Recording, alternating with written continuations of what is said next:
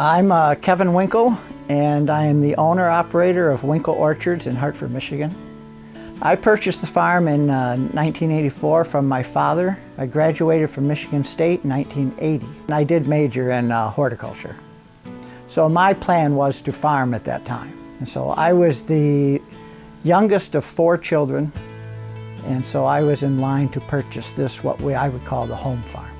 He purchased this farm, it would have been after World War II. So he was much more diverse. And as he got older, it changed to just all tree fruit.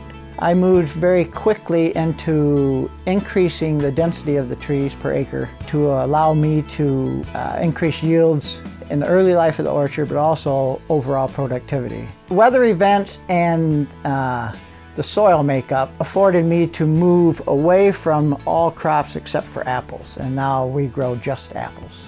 And so I kept it down at the 150. I only have 1 full-time employee. I've only ever had 1 full-time employee.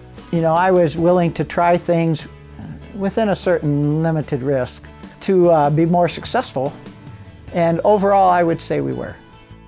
She was the first girl I asked out when I got my driver's license. Within a week, I think, of getting my license. And we dated off and on through high school and college. We thankfully ended up together. She's a registered nurse, and she has always worked full-time off of the farm. 2 girls.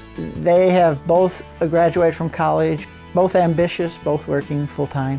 There was some interest in the farm, but they have other talents other than agriculture. I was always involved in the music business also. Played in bands, played in a high school jazz band, and played in Michigan State's jazz band. At the time I thought the music business was too risky, so I chose farming.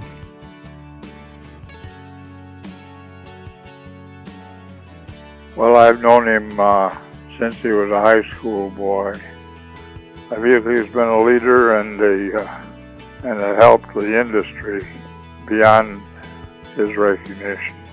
I think that he's deserving of the honor more than many of the rest of us. He's an upright citizen. I've always been active in church. I've always donated musical time to churches from a very young age.